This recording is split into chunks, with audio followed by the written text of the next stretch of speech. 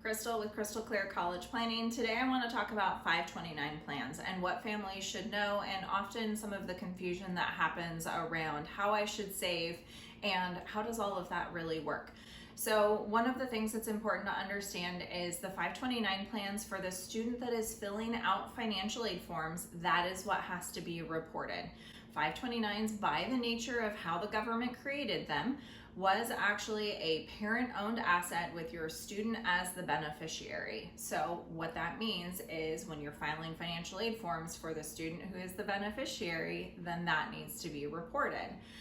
If it is in a different student's name, so maybe you have a younger or older student, those do not have to be. So there's some clarifying things that happened a couple of years ago with the FAFSA, and that's super important to know and understand.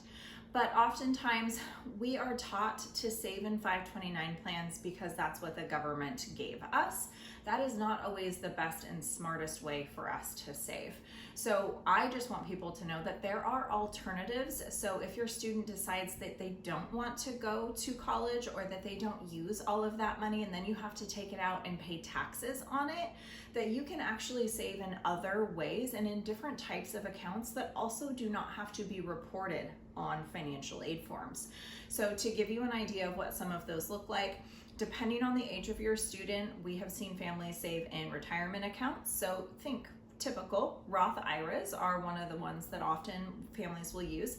They just have a little bit more of a limitation of how much money we can put in. So if we haven't started that early, we're going to be capped. We're not going to have probably enough in there to help with college as much as maybe we would like. And then others are things like traditional retirement accounts, but yet again, there's going to be limitations on how much you can take out of those. And then there's whole life, universal life, annuities.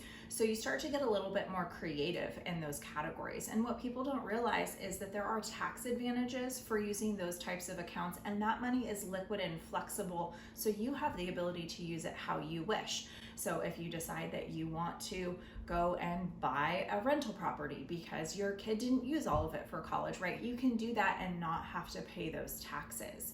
So one of those things that people really should start to think about is, well, based on my student and what I'm looking at in terms of my retirement goals and other things that are happening in my financial picture, what are the things that I might be wanting to do and look at? And then do we need to analyze our picture? Typically, students and families start looking at having those conversations like freshman, sophomore, junior year around what have I saved? Do I have enough?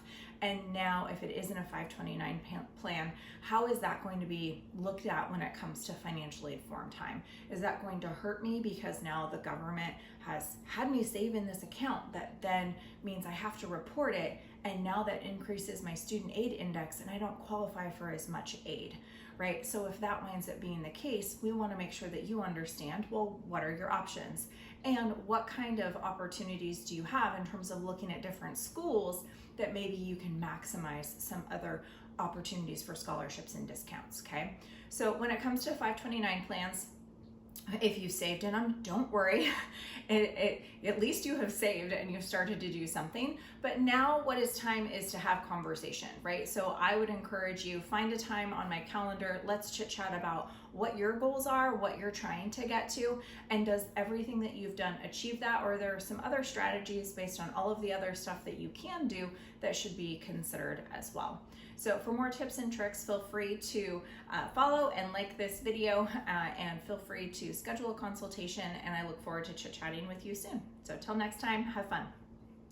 So my background is in finance, and I actually started college planning by working with how to save and pay for school in a way that makes people not want to cry about it, is kind of the joke that we put to it, because it's joke, no joke, right? Like no family really gets excited about the idea of spending $100,000 a year on a college education, nor have I seen in the 15 years that I have done this anybody that has saved that much money at this point, nor have they saved it in a 529 plan or other avenues, honestly, at this point, in order to fully cover that cost. And so it's something that when I started college planning, it really was more on how do you make sure that you're picking smart schools, but then building a plan on how to save and pay in a way that makes sense for your family. So that is what our team does find important and valuable in looking at is not just getting in, but the holistic conversation.